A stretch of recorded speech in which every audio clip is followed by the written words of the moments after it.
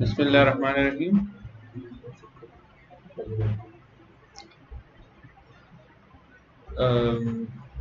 एक सेकंड। अच्छा, कल जी हमने देखा था, मैंने आपको काफ़ी लंबा लेक्चर दिया था 55 मिनट्स का, जिसमें मैंने आपको बताया था कि वेबसाइट्स क्या होती हैं, कहाँ से स्टार्ट हुआ, क्या कुछ हो रहा है, किस तरह सिस्टम वर्क कर रहा है और वर्डप्रेस क्या चीज़ है और आपने वर्डप्रेस को सेटअप कैसे करना है। जिनमें से क्वेश्चन ये बनता था कि आपने घर में जाके इसकी असाइनमेंट बनानी थी, जो कि मैंने दी थी, जिसमें सिर्फ एक बंदे ने बनाई है माशाल्लाह से, और बाकी बंदों ने क्वेश्चन करना जरूरी नहीं समझा कि सर हम असाइनमेंट तो बनाएंगे लेकिन हम सर्वर को एक्सेस कैसे करें। वो एक्सेस आपने मांगा ही नहीं है, और घर में जाके जिस वक्त आपने मांगा है सिर्फ एक बंदे ने, ठीक है। जाहिर है अगर सर्वर में रखा हुआ है अपने पास, वो आईडी पासवर्ड से ही रखा हुआ है, वो आईडी पासवर्ड दूंगा तो आपके पास एक्सेस होगा। सबको मिल गया एक्सेस? नहीं मिला? आपको भी नहीं मिला? किसने?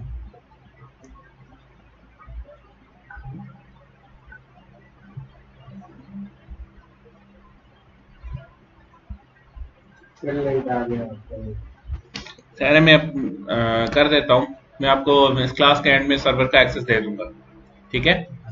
अच्छा, जरा आप सामने देखें। कल मैंने बताया था वर्डप्रेस इंस्टॉलेशन, उसमें क्या क्या यूज करना है, डेटाबेस क्या होती है, डेटाबेस नेम और पासवर्ड उसको लगाना, डेटाबेस यूजर बनाना, उनको कनेक्ट करना, साथ में पासवर्ड वगैरह, उस डिटेल्स को कहाँ पे सेव करना है और उस डिटेल को आगे कैसे यूज करना है, कि आपकी बस पे वर्डप्रेस इंस्टॉलेशन में आपका डेटाबेस नाम कहाँ पे लगेगा, उसका पासवर्ड वगैरह और यूजर का नेम पासवर्ड।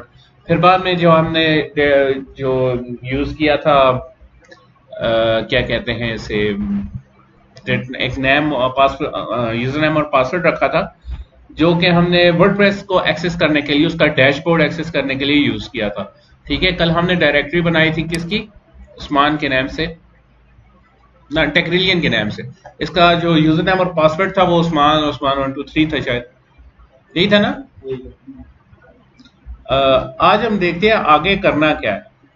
देखें, वर्डप्रेस जिस वक्त बना था उसके बाद कंटेंट तो मैनेज हो रहा था, लेकिन इस पे डिफरेंट फंक्शनैलिटीज और डिफरेंट डिजाइन्स बनाने के लिए हमें कुछ एक्स्ट्रा फंक्शनैलिटीज चाहिए होती है। इस पे या तो आपको CSS HTML इस लेवल की आती हो कि आप हर किस्म के एनिमेशंस और डिजाइन्स बना सके, या फिर इसकी जगह यूज होती हैं थीम्स और प्लगइन्स, ठीक है। ये वर्डप्रेस का नेक्स्ट स्टेप है। इंस्टॉलेशन के बाद आपने थीम सेटअप करनी होती है, या आपने क्या करना होता है, प्लगइन सेटअप करना होता है। थीम्स और प्लगइन्स होते क्या है? थीम्स का नाम सुना है पहले? कहाँ पे? और नहीं सुना? बड़े नए लोग हो आप। हम एक्सपी यूज करते थे, एक्सपी में थीम्स का बड़ा वो होता था यार, हमने ये थीम लगाई है, वो थीम लगाई है। आप पीसीबी खराब हुआ होता था। 7 में बड़ा वो थीम का शौकीन होते थे बाज लोग, बड़ी अच्छी अच्छी थीम्स मिलती थी, पेड थीम्स मिलती थी। अच्छा, थीम्स होती है डिजाइनिंग के लिए, ठीक है। वो आपकी वेबसाइट को, या जिस तरह आपके मोबाइल में थीम्स होती है, थीम अगर आप चेंज करते हैं तो आपकी मोबाइल की या किसी भी डिवाइस की उसकी लुक चेंज कर देते हैं अंदर से। आइकन्स चेंज हो जाते हैं, ठीक है, उसके एनिमेशंस मजीद आ जाती है या चेंज हो जाती है, ठीक है। ये होती है थीम्स। और फिर उसके बाद आती है क्या चीज? प्लगइन्स। प्लगइन्स क्या होता है कि आपकी वेबसाइट में कोई भी एक्स्ट्रा फंक्शनैलिटी देने के लिए आपके क्या यूज होते हैं? प्लगइन्स यूज होते हैं, ठीक है। थीम्स जो होती है उनके साथ कुछ प्लगइन्स प्रीपेड आते हैं, मींस कि उसके साथ प्री इंस्टॉल्ड होते हैं उसमें, और कुछ जो है आप एक्स्ट्रा डालते हैं। थीम्स और प्लगइन्स फ्री भी होते हैं और थीम्स और प्लगइन्स पेड भी होते हैं, ठीक है। आपको जो जिस थीम पे यहाँ काम करवाया जाएगा वो कौन सी होगी? वो पेड थीम होगी। वैसे अगर वर्डप्रेस अगर आपने देखना है तो वर्डप्रेस कुछ प्री इंस्टॉल्ड थीम्स के साथ आता है। थीम्स चेक करने के लिए कि कहाँ से लगानी है और कहाँ पे होती है, आप अपीयरेंस में आएंगे तब, ठीक है। पहले मैं इसका थोड़ा सा आपको समझा दूं इंटरफेस वगैरह। ऊपर आप देखें ये आपके पास टॉप बार, इसको आप कह लें टॉप बार सी आ रही है, साइड पे आपका वर्डप्रेस का एक आइकन सा आ रहा है, ठीक है। अभी जो वर्जन इंस्टॉल्ड है वर्डप्रेस का बिल्कुल लेटेस्ट है, 5.2.2 समथिंग, ठीक है। नेक्स्ट आपके पास ये वेबसाइट का नेम है, मैंने ब्लॉग दिया था, आप चेंज करेंगे नेम, वो यहाँ पे चेंज हो जाएगा, ठीक है। साथ में नीचे विजिट साइट का एक ड्रॉप डाउन आ रहा है, इधर से आप अपनी साइट को विजिट कर सकते हैं। क्लिक करके ओपन न्यू टैब करेंगे तो आपकी साइट का पेज ओपन हो जाएगा। ठीक है, उसके बाद नेक्स्ट ये आपके कमेंट्स है। बेसिकली तो है ये ब्लॉग के लिए, तो ज़ाहिर है वो कमेंट्स का एक डिफॉल्ट को दे रहा है। फिर न्यू का ऑप्शन है। न्यू में आप क्या कर सकते हैं, न्यू पोस्ट बना सकते हैं, न्यू मीडिया ऐड कर सकते हैं मीडिया में, जैसे फोटोज और वीडियोस, और न्यू पेज बना सकते हैं या न्यू यूजर बना सकते हैं। यूजर पेज का तो सबको पता है, यूजर से मुराद आप एक नया यूजर बना सकते हैं, उसको यूजर नेम और पासवर्ड अलॉट कर सकते हैं और उसका रोल डिफाइन कर सकते हैं। जिस तरह फेसबुक के पेज एडमिन्स होते हैं, मॉडरेटर्स होते हैं, एडिटर्स होते हैं, इस तरह वर्डप्रेस में भी होता है। ठीक है, फिर राइट हैंड साइड पे आप देख रहे हैं ये आपकी प्रोफाइल आ जाती है। जिस तरह फेसबुक पे आपकी प्रोफाइल होती है, आपका नेम, और आप एडिट प्रोफाइल कर सकते हैं या लॉग आउट कर सकते हैं। ठीक है जी, उसके बाद ये डैशबोर्ड है, या साइड बार आपकी आ जाती है। जिस तरह आपके पास फोटोशॉप में एक साइड पे टूल्स होते थे, उसी तरह आपके पास यहाँ पे भी साइड पे कुछ ऑप्शंस आ रहे हैं।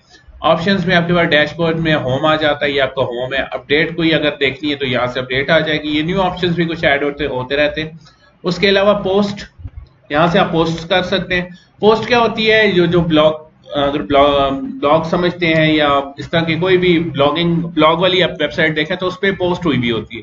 पोस्ट में आप कंटेंट वगैरह डालते हैं, आर्टिकल वगैरह लिखते हैं, कोई भी, या किसी भी चीज की इंफॉर्मेशन वगैरह डाल सकते हैं, वो पोस्ट आप पेजेस पे शो करवाते हैं। ठीक है, उसके बाद मीडिया है। मीडिया में आप जो इमेजेस और वीडियोस होंगी वो आपकी लाइब्रेरी में पड़ी होंगी, और कोई अगर आपने नई चीज ऐड करनी है तो यहाँ से ऐड न्यू पे कर सकते हैं। ठीक है, डायरेक्ट लाइब्रेरी में भी ड्रैग एंड ड्रॉप करेंगे तो वहां भी ऐड हो जाएगी। उसके बाद पेजेस हैं, यहाँ पे आप पेजेस बना सकते हैं, या ऑल पेजेस, आपको पेजेस बताएगा कौन कौन से बने हुए हैं, हम शो कर लेते हैं न्यू टैब में, और ऐड न्यू से नया पेज बन जाएगा। समझ आई? कमेंट्स का सेक्शन है। अगर जो आप कमेंट्स आपके आर्टिकल्स या ब्लॉग के नीचे करेंगे लोग, वो आप देख सकते हैं। लेकिन उस सूरत में अगर आप ब्लॉग की वेबसाइट बना रहे हैं तब, वैसे वेबसाइट हम ब्लॉग नहीं बनाते तो इसका कोई यूज नहीं है। उसके अलावा अपीयरेंस है। अपीयरेंस ये आप सेटिंग्स में हम आगे, अपीयरेंस में आपके पास कुछ चीजें होती हैं जिस तरह थीम्स, कस्टमाइज, कुछ चीजें कस्टमाइज करने के लिए, विजेट्स, ये विजेट्स होते हैं वर्डप्रेस के डिफॉल्ट विजेट, थीम्स के साथ भी विजेट्स आते हैं, वर्डप्रेस के डिफॉल्ट्स भी होते हैं, ये साइड बार और फुटर में शो करवाने के लिए। ठीक है, और फिर मेन्यूज, ये आपके मेन्यू क्रिएट करने के लिए कि आपने मेन्यू कैसे क्रिएट करना है, उस मेन्यू को शो कहाँ पे करवाना है। और उसके बाद थीम एडिटर। थीम एडिटर में आपके पास फाइल्स आ जाती हैं जो कि कोडिंग फाइल, जिसमें थीम के कोड्स होते हैं। उन फाइल्स में अगर आपने कोई चेंज करनी है तो वो कहाँ आएगा, थीम एडिटर में। ठीक है, ये भी मैं आपको बताऊंगा ये थीम एडिटर में हम कैसे चेंज करेंगे। फिर आके नीचे आपके पास ये प्लगइन्स का ऑप्शन आ जाता है। प्लगइन एडिटर की फाइल, जिस तरह थीम एडिटर था इसकी कोडिंग फाइल्स थी, उसी तरह प्लगइन एडिटर की भी कोडिंग फाइल्स प्लगइन्स की होंगी। ऐड न्यू से नए प्लगइन्स आप ऐड कर सकते हैं, और इंस्टॉल्ड प्लगइन से आप देख सकते हैं कि आपके पास पहले से कौन से प्लगइन इंस्टॉल्ड है। हम इसको भी न्यू में ओपन कर लेते हैं। फिर यूजर्स आ जाते हैं। ये वो यूजर्स है जो आपके वेबसाइट के, या अगर आपने कोई मॉडरेटर्स बनाए हुए हैं या कोई सब्सक्राइबर्स हैं, या आपकी ऐसी वेबसाइट है जिसमें लोग लॉग इन कर रहे हैं, मीन्स के अपने अकाउंट्स बना रहे हैं, तो वो आपको यहां से मैनेज करने पड़ेंगे यूजर से। ठीक है, फिर नीचे टूल्स आ जाते हैं। टूल्स में आपके पास डिफरेंट ऑप्शंस हैं, अवेलेबल टूल्स आप देख सकते हैं। इंपोर्ट कर सकते हैं कुछ, इंपोर्ट और एक्सपोर्ट में आप अपने वर्डप्रेस की सेटिंग्स, उसकी पोस्ट और इस तरह की चीजें इंपोर्ट एक्सपोर्ट कर सकते हैं। साइट हेल्थ देख सकते हैं, या अपना पर्सनल डाटा एक्सपोर्ट कर सकते हैं या इरेज कर सकते हैं। ठीक है, जरा ख्याल रखना है, ऑप्शंस को ज्यादा छेड़ना नहीं। ठीक है, फिर नीचे सेटिंग्स आ जाती हैं। सेटिंग्स में आपके पास जनरल सेटिंग्स है, राइटिंग की सेटिंग है, रीडिंग की सेटिंग्स है। ठीक है, जनरल में आप अपना नेम वगैरह चेंज कर सकते हैं साइट का। ठीक है, राइटिंग में आप राइटिंग रिलेटेड सेटिंग्स होंगी। रीडिंग में आप जो इसमें एक सेटिंग रीडिंग में वो भी होती है जहां से आप अपने वेबसाइट का मेन पेज चेंज करते हैं, कि जिसका कोई भी साइट लोड करेगा तो कौन सा पेज सामने आएगा, लैंडिंग पेज जिसको बोलते हैं। ठीक है, उसके बाद डिस्कशंस हैं, डिस्कशन सेटिंग, जो आपकी डिस्कशन अगर फॉरम वगैरह बने हैं, उसके बाद मीडिया, फिर पर्मा लिंक्स वगैरह, और प्राइवेसी सेटिंग्स होती हैं, ये भी आगे आपको एडवांस में बताएंगे। ठीक है, आखिरी है जी कोलैप्स मेन्यू। कोलैप्स करेंगे तो कोलैप्स हो जाएगा, हम एक्सटेंड करके रखते हैं। ठीक है, आगे नेक्स्ट देख लेते हैं। ये आपका मेन पेज आ गया जिसको लैंडिंग पेज बोलते हैं, जो कि कहाँ पे सेटिंग हुई हुई है, इस सेटिंग्स में जाके रीडिंग में। ठीक है, उसके बाद इसको क्रॉस करते हैं तो ये आपके पेजेस हैं। हमारे पास एक प्राइवेसी पॉलिसी का पेज डिफॉल्ट बना हुआ है और एक सैंपल पेज डिफॉल्ट बना हुआ है। ठीक है। ये आपके पेजेस आ गए। फिर आपके पास दो प्लगइन्स जो है ऑलरेडी इंस्टॉल्ड हैं लेकिन एक्टिवेटेड नहीं है। वैसे ही लैपटॉप नीचे कर दें। इंस्टॉल्ड कौन कौन से हैं जी? एक्सनेट, एंटी स्पैम और हेलो डॉली। अब मुझे ये नहीं पता ये प्लगइन होता किस लिए, लेकिन एक काम हम जरूर करते हैं, दोनों प्लगइन्स को डिलीट करने। ठीक है। अच्छा, यहां से एक और बात ध्यान में रख लें, कोई भी चीज अगर आप वर्डप्रेस में डालते हैं बैकएंड से दो तरीके से आप डाल सकते हैं। या तो आप यहां से डायरेक्टली ऐड न्यू करेंगे प्लगइन्स में, या तो आप बैकएंड पे जाके उसकी जिप फाइल वहां पे अपलोड करके उसको एक्सट्रैक्ट कर देंगे। ठीक है, ये दो तरीके हैं। दोनों तरीकों से बताऊंगा कैसे करते हैं। अब यहां पे आपके पास क्या है? दो प्लगइन्स हैं, डल तो गए, एक्टिवेट नहीं हुए। एक्टिवेट आप यहां से सिलेक्ट करके एक्टिवेट करेंगे। ये आगे आपके प्लगइन्स। इसी तरह अगर आप थीम्स में आए तो थीम्स भी आपकी डली हुई होंगी, लेकिन जो थीम एक्टिव होगी वही उस पर इफेक्ट ले रही होगी। इस वक्त मेरे पास कौन कौन सी थीम है? 2016, 2017, 2018 है ही नहीं, सीधी 19 उन्होंने रखी हुई है। ये आपके पास थीम एक्टिव है। ठीक है, इसमें एक्टिव कौन सी है? एक्टिव 19 है, ये नीचे लिखा हुआ आ रहा है, एक्टिव 2019 है। ये बड़ी लिमिटेड ऑप्शंस के साथ थीम्स होती हैं। हम जो थीम यूज करते हैं वो पेड होती है, प्रीमियम होती है। ठीक है। अच्छा, वर्डप्रेस फ्री है लेकिन पेड क्या चीज है? पेड होती है थीम्स और प्लगइन्स। ठीक है। इसके अलावा अगर आपने स्टॉक फोटोग्राफी जिस तरह आपने उस पर यूज की है, फोटोशॉप आपने पढ़ा है, उसमें मैंने आपको स्टॉक फोटोग्राफी का बताया था, इमेजेस कहां से उठानी है, सेम इमेजेस इसके लिए भी वहीं से उठानी है। ठीक है, और इसमें प्राइवेसी का ज्यादा ख्याल रखा जाता है। और एक और चीज इसमें जो है, आप वो अगर क्लाइंट मांग रहा है या प्रीमियम यूज करें तो आप उससे परचेज भी करवा सकते। ठीक है। अच्छा, थीम्स आपको कहां से मिलेंगी? उसके लिए पूरी मार्केट है। इन्वेटो से हम मैक्सिमम थीम्स डाउनलोड करते हैं। ये मार्केट है पूरी, inveto.com।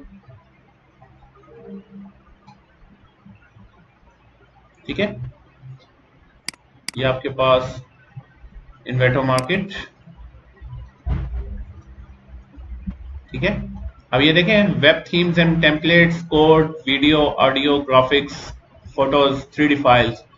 अब ठीक है, अब हमने वेब और थीम्स और टेम्पलेट सेलेक्ट किया हुआ है। नीचे हम देखते हैं हमारे पास पूरी आ रही होती है WordPress, hosting, HTML, marketing, CMS, e commerce, moves, UI design, plugins, logo maker, more, और भी बहुत सारी चीजें हैं। हम क्या करते हैं? वर्डप्रेस। वर्डप्रेस में क्या है जी, हमें ये डिफरेंट बताया गया है। इसमें डिफरेंट तरह की हमारे पास वर्डप्रेस प्लगइन्स हैं, वेडिंग थीम्स होंगी, technology, retail, real estate, non profit, different categories है। ठीक है। हम यहाँ पे कोई भी थीम सेलेक्ट करते हैं या सर्च करते हैं वर्डप्रेस थीम्स। ठीक है। अब ये देखें, बेतहाशा हमारे पास थीम्स आई। कितने आइटम्स आए हैं? 12,594 आइटम्स हैं वर्डप्रेस थीम्स के सिर्फ कीवर्ड से। ठीक है।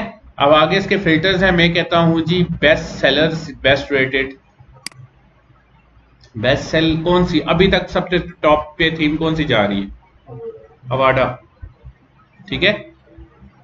और मजे की बात यह कि पाकिस्तानी की है ना, हारिस जुल्फिकार नाम है इसका, इस बंदे ने थीम बनाई थी, बड़ा अमीर हो गया होगा। ठीक है।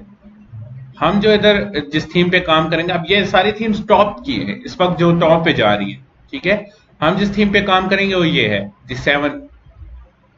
ठीक है, $39 की थीम है, आपको प्रोवाइड की जाएगी। ठीक है, सब लोगों ने ये थीम इंस्टॉल करनी है। इसके साथ इसके कुछ प्रीमियम प्लगइन्स भी आएंगे। सही है। अच्छा, अब थीम यहां से डाउनलोड हमने कर ली, इंस्टॉल कहां पे करनी है? या तो आप यहां पे ऐड न्यू पे जाके थीम अपलोड करेंगे। ठीक है। या फिर आप कहां जाएंगे? अपनी डायरेक्टरी में, यही डायरेक्टरी थी ना, टेक्रिलियन। ओपन करें, WP कंटेंट, ये फोल्डर है, इस पर डबल क्लिक करें और ये आपके पास दो फोल्डर्स आ रहे हैं, अपलोड्स और थीम्स। थीम के फोल्डर में थीम, प्लगइन के फोल्डर में प्लगइन्स। ठीक है। थीम्स में डबल क्लिक करें। ये आपके पास ऑलरेडी जो तो आपको थीम्स नजर आ रही थी उसकी फोल्डर ये पड़े हुए हैं 2019, 2017 और 2016। ठीक है, मैं यहाँ पे अपलोड कर देता हूँ थीम। मेरे पास ये थीम पड़ी है।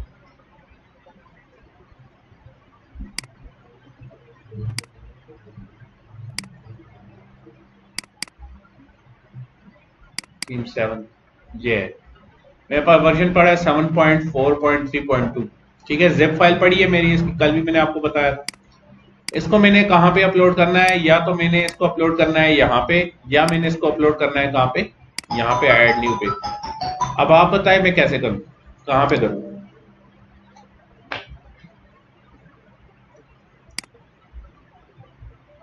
जिस तरह आपको बेहतर लगे। इधर से करूँ, बैकएंड से करूँ, इधर से करूँ। अपलोड थीम, चूज फाइल, या तो मैं यहाँ से डायरेक्टली जाके वहां उसको चूज करूँ, या ये उठा के मैं इसके चूज फाइल वाले बटन पे इसको टिक करूँ, ये उसका खुद ही उठा ली। Install now.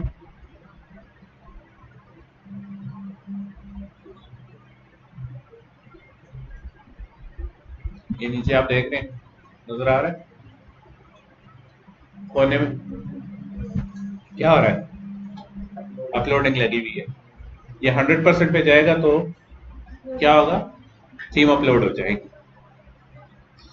इसके अलावा यहाँ पे अगर आप देखें तो मैंने नीचे सर्च किया है, ये जो 4245 थीम्स जो हैं मेरे पास आ रही हैं इस वक्त, जिनमें फीचर ये फ्री थीम्स भी है मेरे ख्याल से, ये सारी फ्री हैं, तो ये भी आप यूज कर सकते हैं। Ocean WP, uptown style, hello Elementor, काफी सारी थीम्स हैं। एस्ट्रा थीम है, ये बहुत ज्यादा यूज हो रही होती है एलिमेंटर में। ठीक है, अब ये देखें इंस्टॉल थीम पैक, और हो गई है theme install. Theme install successfully लिखा हुआ है। अगर थीम इंस्टॉल सक्सेसफुली, अगर सही सक्सेसफुल इंस्टॉल नहीं होती तो इधर एरर दे देगा, theme did not install successfully. इस चीज को जरा देख लेना। ठीक है, नीचे ऑप्शन है live preview, activate, return to themes page. मैं रिटर्न टू थीम्स पेज करता हूँ, और मैं यहाँ से एक्टिवेट भी कर सकता हूँ। ये देखें मेरे पास क्या हो गया, थीम अपलोड होके आ गई। अब मैंने क्या करना है, इसको एक्टिवेट करना है यहाँ से। ठीक है, मैं जैसे ही एक्टिवेट करूंगा आप देखेंगे मेरे साइड पे जो ऑप्शंस हैं इनमें इजाफा हो जाएगा, मजीद ऑप्शंस आ जाएंगे। उसकी वजह क्या होगी कि थीम अपनी फंक्शनैलिटीज क्या करती है, साथ लेके आती है। अब देखिए पहले हमारे पास क्या फंक्शनैलिटी नहीं है। हम यहाँ से अगर इसके मेन पेज पे जाएं, ये देखें यहाँ पे इसका कोई खास अपना पेज हमारे पास नहीं बना हुआ। इसका हमने हेडर नहीं देखा। अब देखिए पेज पे तीन चीजें होती हैं जो मेन होती हैं। एक होता है आपका हेडर, एक आप होती है आपकी बॉडी, और एक होता है आपका फुटर। ठीक है, इस वक्त ये बिल्कुल सिंपल है, देख रहे हैं। लेकिन जैसे मैं इस थीम को एक्टिवेट करूंगा, ये हमें डिफरेंट ऑप्शंस दे देगा, जिसमें आपका हेडर स्टाइल, ठीक है, आपका फुटर, और आपके थीम ऑप्शंस जो है जिसमें आपकी टाइपोग्राफी आ जाएगी, वो उसके ऑप्शंस आपके पास काफी एक्टिव हो जाएंगी। सो मैं यहां से जाके इसको एक्टिवेट करता हूं, तो मेरे पास इस थीम के ऑप्शंस आ जाएंगे, जिनको हम क्या कहते हैं, थीम ऑप्शंस। ठीक है, तो कह रहा है थैंक यू फॉर चूजिंग 7। उसने मेरे पास कुछ ऑप्शन दिए, प्री मेड वेबसाइट्स जिनको डेमोस बोलते हैं, प्लगइन्स हैं इसके, आइकन मैनेजर है। लेकिन अभी मसला क्या है, मैंने अभी तक थीम का परचेज कोड नहीं लगाया। ये परचेज कोड आपको उस वक्त मिलता है जिस वक्त आप थीम बाय कर रहे होते, समझे।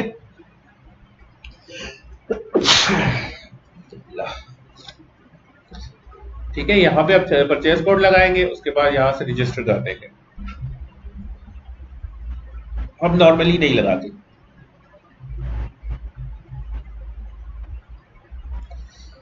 लगाते क्यों नहीं है? अगर क्लाइंट हमें परचेज करके देता है थीम, फिर तो उसकी हमने थीम को परचेज कोड लगा दिया। लेकिन अगर हम हमारी अपनी थीम यूज हो रही है, वो आप या 3 तरह के लाइसेंसेस मिलते हैं। आपको यहाँ एक और बात भी बता दूं, जिस वक्त आप कोई भी थीम या कोई भी चीज परचेज करते हैं, कोई प्लगइन, उसके 3 तरह के लाइसेंस होते हैं। एक होता है सिंगल यूज लाइसेंस, कि उस एक परचेज कोड को आप कितनी दफा यूज कर सकते हैं, एक दफा ही। एक होता है ईयरली लाइसेंस, आपको एक परचेज कोड मिल जाता है, उसको जहां मर्जी यूज करें, लेकिन 1 साल के लिए, उसके बाद वो खत्म हो जाएगा, आपको दोबारा पे करना पड़ेगा। उसके बाद तीसरा लाइसेंस होता है डेवलपर लाइसेंस, पका पका आपका, आप जितना मर्जी यूज करें, जहां यूज करें, ठीक है। कोई कोई इस तरह के होते हैं जो एक स्पेसिफिक ड्यूरेशन का लाइसेंस देते हैं सिर्फ, कोई ऐसे होता है जो डेवलपर लाइसेंस भी देते हैं, कोई ऐसे होता है जो सिर्फ वन टाइम लाइसेंस देते हैं, आपको हर दफा रिन्यू करना पड़ता है, इस ये चीज होती है, ठीक है। यहाँ पे हम ये चीज नहीं लगाते। अब ये चीज अगर आप परचेज कोड नहीं लगाएंगे तो इसका मतलब ये है कि आपके पास इसकी थीम ऑप्शंस तो आ गए, लेकिन आपके पास इसके प्लगइन्स नहीं आएंगे और कुछ पैसे फंक्शनैलिटीज नहीं आएंगी। तो हमने क्या किया हुआ है कि वो प्लगइन्स पहले से निकाल के रखे हुए, ठीक है, और फिर क्या करते हैं हम लोग थीम को इसी तरह रहने देते हैं और प्लगइन्स अलग से इंस्टॉल कर लेते हैं। मेरी बात समझ आई ये वाली? परचेज कोड लगाएंगे तो थीम बाय होगी ना, लेकिन थीम हमारे पास है, परचेज कोड हम नहीं लगा रहे, हमने प्लगइन्स अलग से रखे हुए, परचेज कोड लगाने से इसके प्लगइन्स आ जाएंगे, ठीक है। हमें प्लगइन्स नहीं चाहिए, हमने अलग ही निकाल के रखे हुए, हम साइट से उसको अपलोड कर देते हैं और प्लगइन्स हमें थीम बाय करने की जरूरत नहीं पड़ती, ठीक है। सो मैं वापस डैशबोर्ड पे आ जाता हूं। अब देखें साइड पे क्या चीज होगी, एक थीम 7 का एक्स्ट्रा ऑप्शन आ गया और साथ में ऊपर हमारे पास किस चीज का इजाफा हो गया, थीम ऑप्शंस का। थीम ऑप्शंस में हमारे पास विजार्ड है, skins, branding, general appearance, typography, मतलब इसमें हमारे पास अब एक्स्ट्रा ऑप्शंस आ गए कि हम अपनी वेबसाइट में और ऑप्शंस भी चेंज कर सकते हैं। और वापस अगर हम इधर आए, इसको रिफ्रेश करेंगे तो इसको चेंज हो जाना चाहिए, नहीं हुआ? अच्छा ये ब्लॉक पेज है, सॉरी। अगर हम इसका पेज देखें, pages, all pages, sample page, अगर हम इसको व्यू करें तो ठीक है, अपलोडर भी आ गया, ये देखें। अब हमारे पास हेडर बना हुआ आ गया, हेडर पे हमारे पास टॉप बार आ गई, सोशल आइकन्स लगे हुए आ गए, ठीक है। ये इसका नंबर वगैरह आ गए, सैंपल पेज, ये आपका मेन्यू वगैरह आ गया, ये साइट पे सर्च आ गया, लोगो आ गया, ठीक है। ये पेज का पेज के हेडिंग आ गई, साइड बार आ गई, ठीक है, और साथ में आपका क्या आ गया, फुटर आ गया, ये बॉटम बार है, ये आपकी टॉप बार, ठीक है। अब ये देखिए पुराने वाले टेम्पलेट में जो कि बिल्कुल सादा था और नए वाले टेम्पलेट में कितना फर्क आ रहा है, ठीक। ये आपकी क्या कर रही है, थीम आपको एक्स्ट्रा फंक्शनैलिटी दे रही है। अब आती है बारी आपके प्लगइन्स की, प्लगइन्स भी आपने उसी तरह अपलोड करने हैं। अब प्लगइन्स में एक मसला है, थीम तो होती है एक फाइल, वो तो चलो बंदा अपलोड कर लेता है, प्लगइन तो अलग अलग करने पड़ेंगे। सो प्लगइन को हम क्या प्रेफर करते हैं कि एक ही जिप फाइल बना के हम प्लगइन्स को रख लेते हैं और उनको फिर एक ही दफा क्या करते हैं, अपलोड करते हैं, लेकिन कहां पे, बैक एंड पे, क्योंकि फ्रंट एंड पे आपको एक एक करके करने पड़ेंगे, लेकिन बैक एंड पे आप एक ही दफा अपलोड करके एक्सट्रैक्ट कर लेते हैं, वो सारे प्लगइन क्या हो जाते हैं, इंस्टॉल हो जाते हैं। और फिर आके जिस तरह हमने थीम को एक्टिवेट किया है, हम प्लगइन्स को भी क्या करते हैं, एक्टिवेट करते हैं। तो मैं क्या करूंगा, मैं यहां से सबसे पहले तो मैं जाके अपनी प्लगइन्स की फाइल सर्च करूंगा, मैंने यहाँ पे बना के रखी भी होगी है, मैं ये देखें ये सारे प्लगइन मैंने रखे हुए, हर प्लगइन की डिफरेंट फंक्शनैलिटी, और जरूरी नहीं कि सारे अपलोड करने हैं, मैं हर प्लगइन को उसकी फंक्शनैलिटी के हिसाब से अपलोड करता हूँ, ठीक है। यहाँ पे कोई डिफॉल्ट प्लगइन के नाम से एक होगा, ये है डिफॉल्ट प्लगइन, इनमें आपके पास आ गया जी एक कॉन्टैक्ट फॉर्म 7, ये 7 कोर के प्लगइन है ये। उसके बाद आ गया आपके पास JS composer, revolution slider, ultimate add on, बस यही,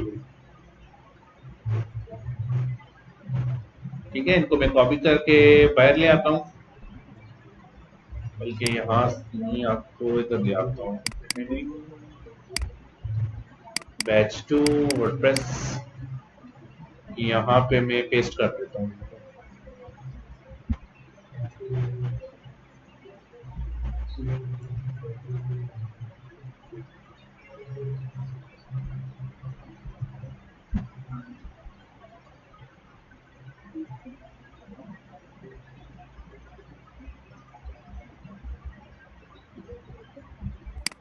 ठीक है, अब मैं क्या करूंगा, इनको ऐड टू आर्काइव, यहाँ पे क्या करना है, जिप बनानी है, ओके, ठीक है। अब ये सारे फोल्डर जो है ना ये जिप में आ गए, जिप बन गई वर्डप्रेस के नाम से। और इसको हमने क्या करना है, कहाँ पे अपलोड करना है, बैकएंड पे जाएंगे। कहाँ अपलोड करना है जी,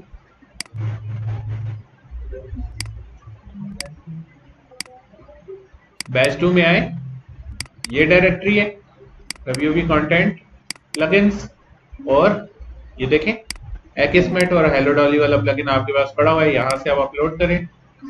यहाँ पे फाइल आप या तो सिलेक्ट करें या आके सीधा यहाँ पे ड्रॉप कर दें तो स्टार्ट शुरू हो जाएगा। 15.87 MB का फोल्डर आपके पास जिप आ गई।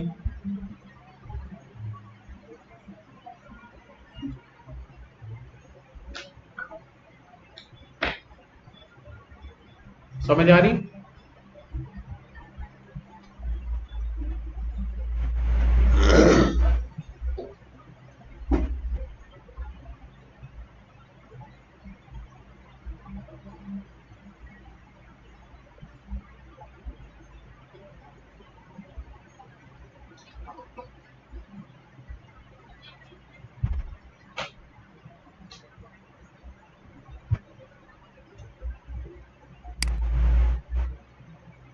इधर से रीलोड करें, ये आपके पास WP का जिप फोल्डर आ गया, और इधर से क्या करेंगे, स्टैट स्टैट,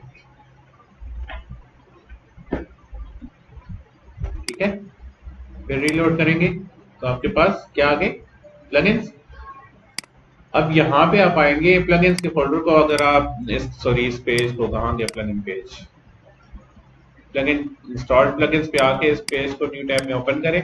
आप देखेंगे आपके पास प्लगइन सारे क्या हो जाएंगे, ये प्लगइन्स आपके पास आ गए, ठीक है।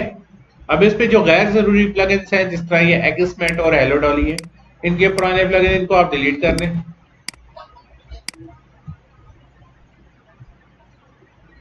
ठीक है। और बाकी प्लगइन्स को क्या करेंगे, सिलेक्ट ऑल करके क्या एक्टिवेट, और क्या करेंगे, अप्लाई पे क्लिक करेंगे।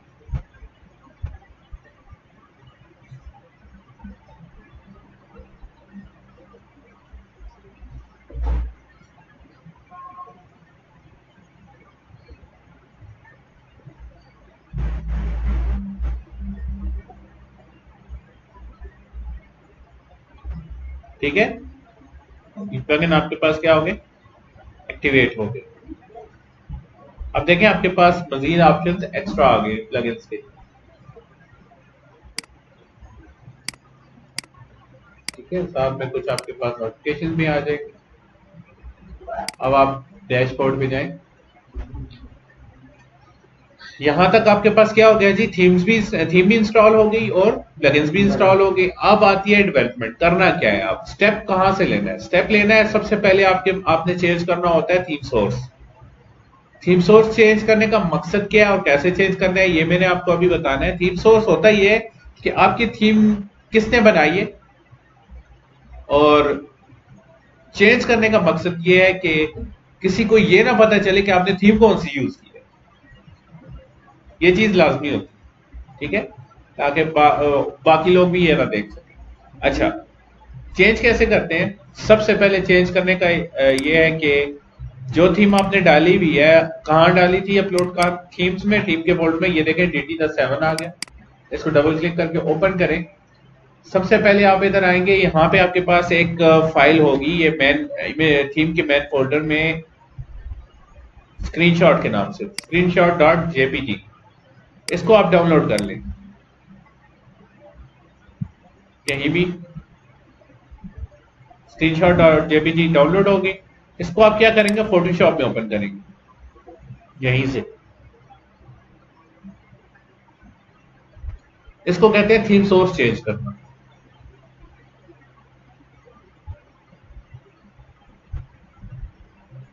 इसलिए हम फोटोशॉप पहले सिखाते होते हैं।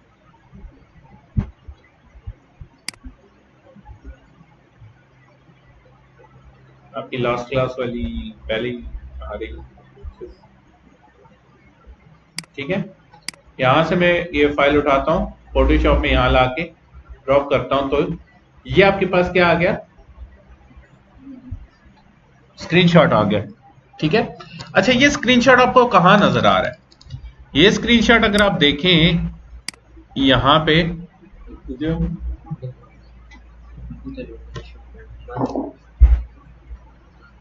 ये अगर आप यहां पे देखें तो आपके पास कौन सा फोल्डर है जी? थीम का फोल्डर है, अपीयरेंस, थीम्स, ये आपके पास स्क्रीनशॉट आ रहा है सब। एक तो ये स्क्रीनशॉट आपने चेंज करना है, दूसरा आपने क्या चेंज करना है, ये नेम D7 वाला, DT7 आपने चेंज करनी है ये चीजें, ठीक है। सो आप यहाँ पे जो आप ये वाला आपके पास स्क्रीनशॉट है, ये हमने कहां से डाउनलोड किया? बैकएंड पे जाके थीम की फाइल से हमने स्क्रीनशॉट डाउनलोड किया और यहाँ पे आके हमने फोटोशॉप में ओपन कर लिया। इस पे हम क्या करेंगे, कोई भी हम ऊपर एक लगाते हैं लेयर लेते हैं और इसको व्हाइट कलर या ब्लैक कलर से फिल कर देते हैं। मैं कहता हूं मैं व्हाइट कलर से फिल कर देता हूं, ठीक है। और इसको अपनी जो कंपनी है उसका लोगो लगा देता हूं इसके ऊपर। मेरे पास यहाँ पे इसका लोगो पड़ा होगा, या तो मैं उस पे व्हाइट कर लेता हूँ, या मैं यहीं पे मेरे पास एक प्री मेड है, मैं इसी को उठा के उस पे लगा लेता हूँ, ठीक है। इसको मैं नीचे हाइड कर लेता हूँ और स्क्रीनशॉट के ऊपर मैं ये वाली इमेज प्लेस कर देता हूँ,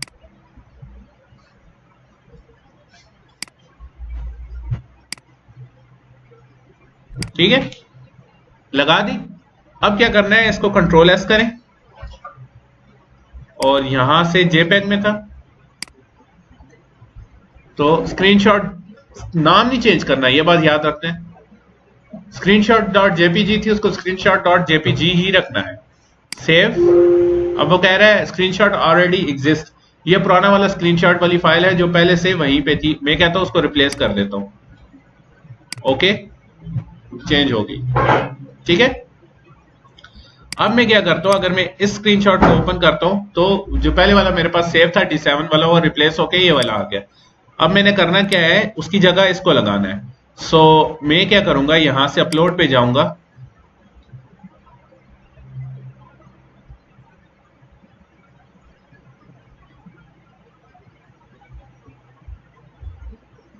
क्या बात है, इंटरनेट चला गया।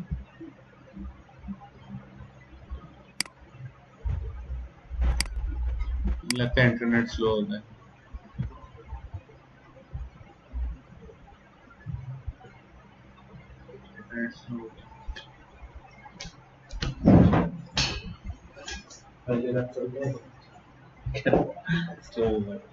अच्छा, मैंने कहाँ पे डाउनलोड किया था, कंट्रोल डाउनलोड्स में जाऊंगा और ये screenshot.jpg है। मैं इधर आता हूँ, कौन सा था, हाँ, यहाँ पे आके मैं इसको ड्रॉप कर देता हूँ। अब मुझसे मांग रहा है कि ओवरराइट फाइल के, इसी नाम की फाइल पहले भी है, इसको ओवरराइट करना है। मैं कहता हूँ यस, अब वो पुरानी फाइल को ओवरराइट कर देगा।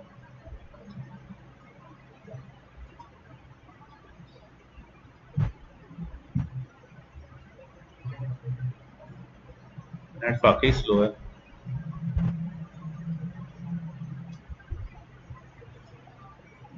ठीक है, फाइल अपलोड हो गई, ये इधर आ गई, यहां तक काम आपका खत्म। ठीक, अब वापस आप इधर जाएं, इसको रिफ्रेश करें,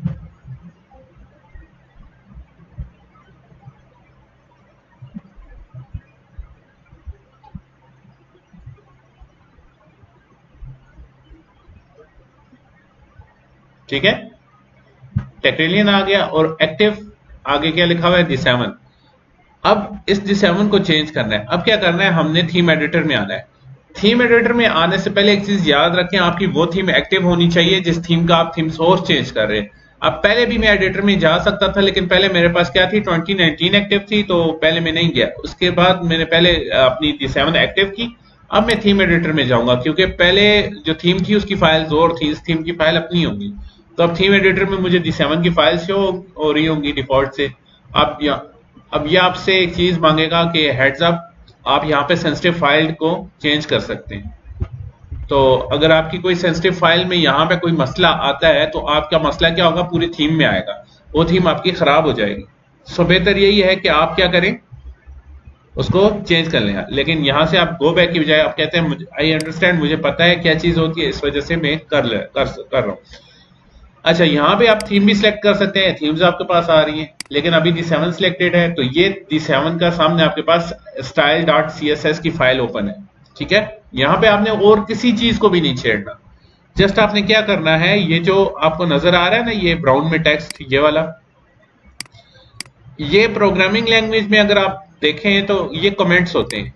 ये कमांड यहां से शुरू होकर यहां पे खत्म होती है। आपने एक काम करना है, पहले तो इन पूरे ग्राफ को चेंज कर देना है। पहले ये 4 चीजें छोड़ के, theme name, theme URL, author name, author URL, इसके नीचे ये जो पैराग्राफ है, इस कमेंट, ये इस टैग से पीछे पीछे, स्टार स्लैश से पीछे पीछे, इसको डिलीट कर देना है। ठीक है, बाकी इस चीज को नहीं चढ़ना नीचे। इसमें से एक लफ्ज या एक नुक्ता भी चेंज हुआ ना, आपकी पूरी थीम मसला करेगी। इस चीज का ख्याल रखना। कमेंट्स के अंदर जो चीज होती है वो किसी को शो नहीं होती, मीन्स कि वो इफेक्ट नहीं ले रही होती, इस वजह से हम उसको चेंज करते हैं। अब थीम नेम क्या था, ये 7 था, इसको हम चेंज करते हैं टेक्रिलियन।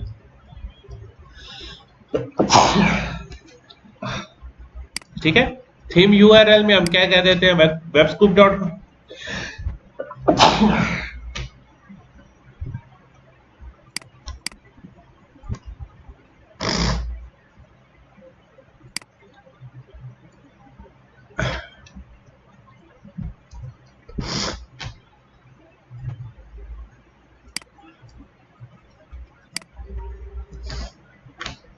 ऑथर नेम में हम वेबस्कूप लिख देते हैं, और ऑथर यूआरएल में हम क्या लिखते हैं, webscoop.com/batch2techrelian, जो इसी डायरेक्टरी का ना वो लिंक है। ठीक है, और यहां से क्या करते हैं, अपडेट कर देते हैं। अब वापस अगर आप थीम्स में आए, पहले आपकी थीम कौन सी थी, D7 थी। अब आपने थीम सोर्स चेंज कर दिया, तो क्या आ गई, टेक्रिलियन, एक्टिव टेक्रिलियन आ गई। ठीक है, नेम भी चेंज हो गए। समझ आ गई इसकी।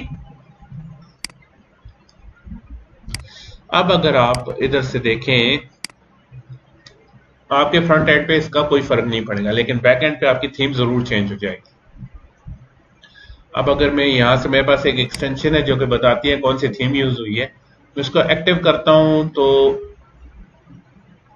ये देखें टेक्रिलियन, इसका स्क्रीनशॉट है, मुझे बता रहा है टेक्रिलियन यूज हुआ है। और बाय किससे, वेबस्कूप। वर्जन कौन सा है, WP का, ये है। ठीक है, कौन कौन से प्लगइन पढ़े हैं, विजुअल कंपोजर पढ़ा है, कॉन्टेक्ट फॉर्म 7 पढ़ा है, स्लाइडर पढ़ा है। ठीक है, लेकिन अगर मैं इसको इधर चेक करूं तो फिर भी सेम बता रहा है।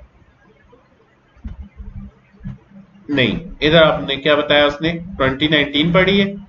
थीम किसके, द वर्डप्रेस थीम, वर्डप्रेस की डिफॉल्ट थीम है। ठीक है, यहाँ पे वो शो कर रहा है। ठीक है, अगर मेरे पास कोई पुराना पेज नहीं ओपन हुआ हुआ, यहाँ पे हम देखते हैं थीम वर्जन कौन सा है जी। हाँ, यहाँ भी अब टेक्रिलियन उठा, तो उसने चेंज कर दिया सारा। समझ आ गई इसकी। अब आपने क्या किया, एक तो थीम इंस्टॉल की, थीम का भी मैंने आपको बताया क्या होती है। फिर आपने प्लगइन इंस्टॉल किए, वो भी मैंने आपको बता दिया। फिर आपने क्या किया कि उसका सोर्स चेंज किया। ठीक है, अब नेक्स्ट स्टेप क्या होता है, नेक्स्ट स्टेप आपने बताना होता है थीम को, अपनी वर्डप्रेस को, कि आपका जिस वक्त लिंक ओपन हो तो वो कौन सा पेज ओपन करे। ठीक है, सो उसके लिए सबसे पहले पेज बनाना पड़ेगा। ठीक है, पेज बनाने के लिए आप क्या करेंगे, पेजेस पे जाएंगे, डिफरेंट जगह है, या तो आप न्यू में जाके भी पेज बना सकते हैं। अब देखें, पहले सिर्फ 4 ऑप्शंस थे, अब कितने ज्यादा हो गए। या आप यहाँ पे पेजेस पे आए, यहां से भी पेज बना सकते हैं, ऐड न्यू कर सकते हैं। मैं ऐड न्यू पे क्लिक करता हूं, नया टैब में ओपन करता हूं मैं से, तो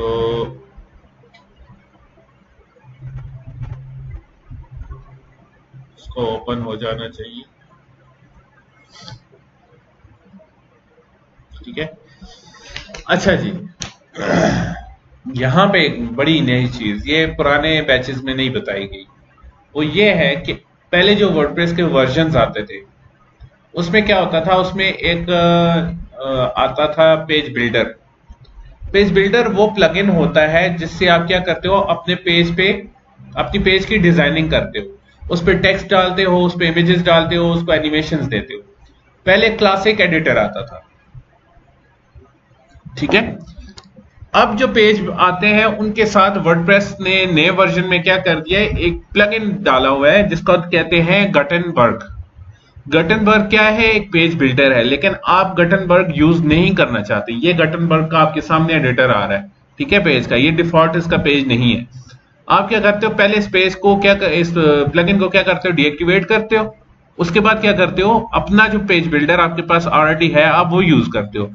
अच्छा, जो D7 है उसमें जो एक प्लगइन उसके साथ आता है उसको कहते हैं visual composer. WP bakery visual composer का जो प्लगइन है वो आपका क्या है, पेज बिल्डर है, D7 का डिफॉल्ट पेज बिल्डर है, ठीक है। लेकिन चूंकि वर्डप्रेस को जो डिफॉल्ट आ रहा है वो गटनबर्ग आ रहा है, और वो इतना डिफॉल्ट है कि उन्होंने प्लगइन्स के फोल्डर में उसका प्लग है वो फोल्डर ही नहीं डाला। उन्होंने क्या किया है कि इसको डिफॉल्ट में इसमें इंप्लीमेंट कर दिया, ताकि अगर कोई डीएक्टिवेट करना भी चाहे तो क्या हो, डीएक्टिवेट ना हो। उसके लिए क्या उन्होंने सोल्यूशन निकाला। अभी मैंने थोड़ी देर पहले एक चीज आपको बताई थी कि एक्स्ट्रा फंक्शनैलिटी के लिए हम क्या करते हैं, प्लगइन्स डालते हैं, ठीक है। इधर हमें क्या फंक्शनैलिटी चाहिए कि हमने एक प्लगइन को क्या करना है, डीएक्टिवेट करना है, जिसका ऑप्शन हमारे पास नहीं आ रहा। तो हम क्या करेंगे, वो प्लगइन सर्च करेंगे जो इस प्लगइन को डीएक्टिवेट करे। उसके दो तरीके हैं। अगर वो प्लगइन पेड है तो वो हम कहां सर्च करेंगे, गूगल पे या इधर, ठीक है, वो पेड आ जाएगा। इन्वेटो पे चीज पेड ही होती है। और अगर फ्री है, जिस तरह अभी ये फ्री थीम्स आपको दिखाई थी थीम के फोल्डर में, इसी तरह फ्री प्लगइन्स भी होंगे कहां पे, ऐड न्यू में,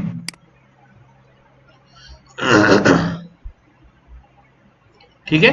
ये आपके पास जितने प्लगइन्स आपको शो हो रहे हैं ना, यहां से अपलोड प्लगइन करेंगे तो चलो अपलोड हो जाएगी। ये अपलोड पे क्लिक करता हूं, यहाँ पे आपके पास पेड प्लगइन अपलोड होगी। लेकिन यहाँ पे जो नीचे आपको प्लगइन ये वाले नजर आ रहे हैं, ये क्या करते हैं, ये आपके पास फ्री प्लगइन होते हैं। अब ये देखें, ये गटनबर्ग का प्लगइन है, ये ऑलरेडी इंस्टॉल्ड है, लेकिन इसके बावजूद यहाँ पे इंस्टॉल नाउ का आया हुआ है। अगर एक प्लगइन ऑलरेडी इंस्टॉल्ड होता है तो उसका इंस्टॉल नाउ नहीं लिखा हुआ आता, लेकिन उन्होंने उसमें एम्बेड कर दिया उसमें वर्डप्रेस के नए वर्जन में। तो हम क्या करते हैं, उसको पहले एक्टिवेट करते हैं, डीएक्टिवेट करते हैं। उसके लिए हम कौन सा प्लगइन डालेंगे जी, गटनबाय के नाम से, GUTENBYE, ये प्लगइन है। इंस्टॉल करने का तरीका, यहां पे इंस्टॉल नाउ क्लिक करें, एक्टिवेट करें, यहीं से इंस्टॉल हो गया।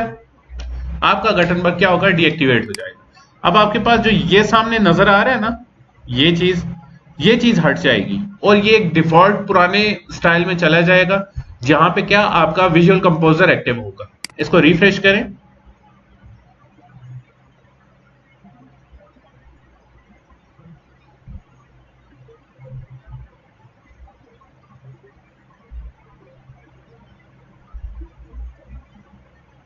ये देखें, ये अब आपका क्या आ गया, बहुत ही सिंपल और डिफॉल्ट आ गया। और ये आपका क्या आ गया, विजुअल कंपोजर आ गया, ठीक है। यहां पे अभी ये चीज छेड़ने की जरूरत और नहीं है। हम यहां पे किस लिए आए थे, सिर्फ पेज क्रिएट करने आए थे। इसकी डिजाइनिंग हम बाद में करेंगे, लेकिन जो चीज पहले है वो हमने पहले करनी है। तो हमने क्या करना था, हमने अपने जो वेबसाइट है उसका मेन पेज सेट करना था कि जिस पर कोई भी वेबसाइट खोले वो किधर जाए, उस पेज पे जाए। अभी कहां पे जा रहा है, वो एक ब्लॉग पेज पे जा रहा है, ठीक है। सो यहां पे आके हम इसको, जो मेन पेज है उसको क्या बोलते हैं,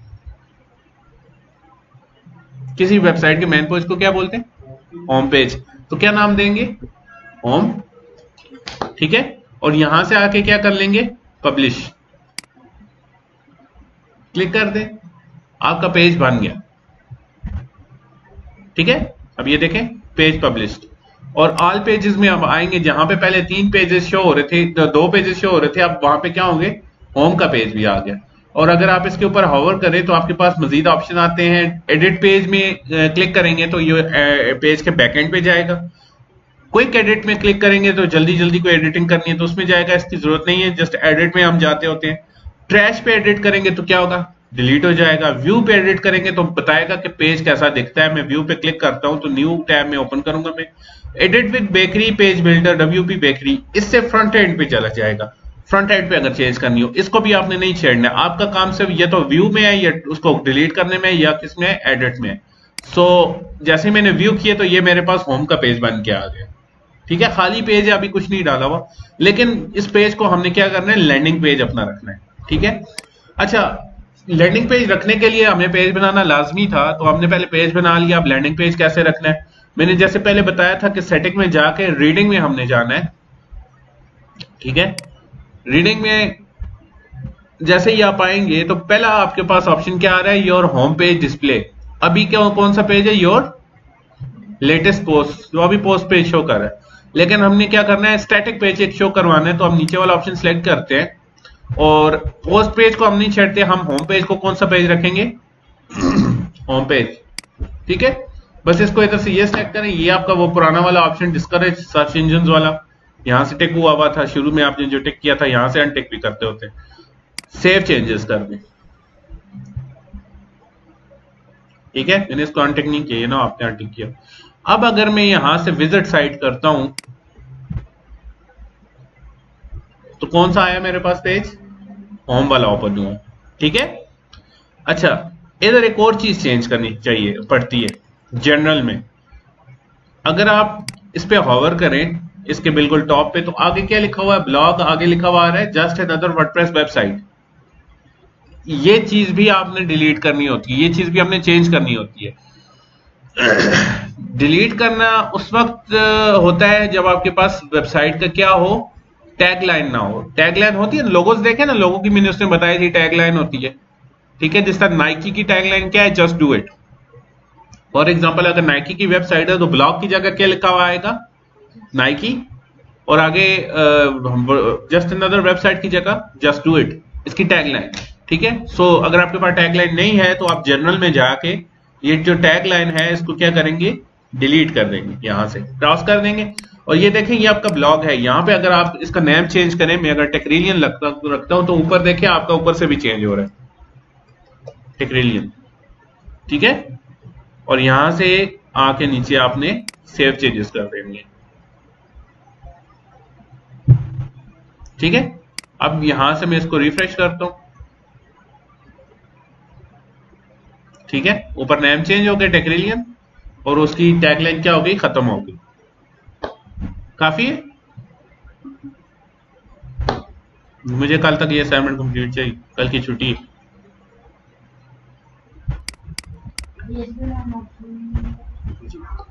पेज बना के उसको क्या करना है, आपने थीम डालनी है, प्लगइन डालना है, थीम का सोर्स चेंज करना है, पेज बनाना है, और पेज को होम पेज सेट करना है। ठीक है, ये 4 चीजें हैं। क्वेश्चन है किसी का तो पूछ सकते।